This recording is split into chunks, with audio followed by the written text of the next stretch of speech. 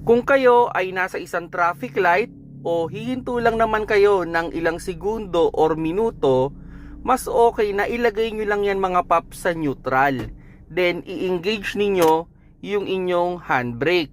May mga driver kasi na pag nasa traffic light or hihinto lang naman ng sandali, from drive, dinadala pa nila sa park at ini-engage nila yung handbrake. Mas stressful yan mga paps sa inyong transmission. Kasi, can you imagine, from drive, dadaan ka pa ng neutral, dadaan ka pa ng reverse, dadaan ka pa ng park, para lang huminto yung iyong sasakyan.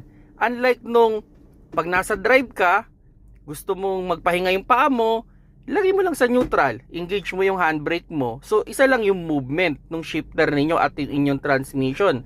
At pag kailangan nyo ng paabantehin, ibaba nyo lang, so, pwede na kayong umabante ulit. So, ganun lang yung idea mga paps, no?